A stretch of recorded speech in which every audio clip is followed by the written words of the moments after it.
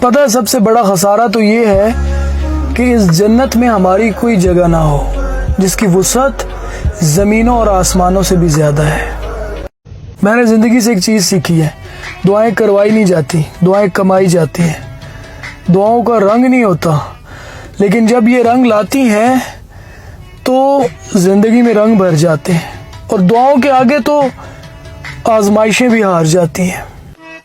جو شخص بنا کسی وجہ سے آپ سے اکتا جائے اور آپ کو نظر انداز کرنے لگے تو میری نظر میں آپ کا حق بنتا ہے کہ آپ شکرانے کے نوافل ادا کریں کہ اللہ نے آپ کے سامنے ایسے بے قدر لوگوں کو ظاہر کر دیا ہے جن پر آپ اپنی محبتیں لٹا رہے تھے۔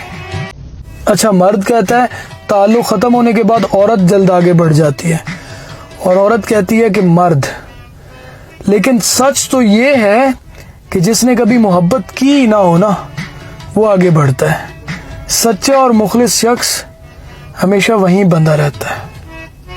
پتہ ہے مرد کی شادی کو زبردستی نہیں کر سکتا، یہ عورت ہی ہوتی ہے جس کے ساتھ زبردستی ہوتی ہے۔ مرد کے ذہن میں کہیں نہ کہیں ہاں ہوتی ہے تو وہ ہاں کہتا ہے، اگر نہ ہو تو مرد مر جاتا ہے لیکن نہ ہی کہتا ہے۔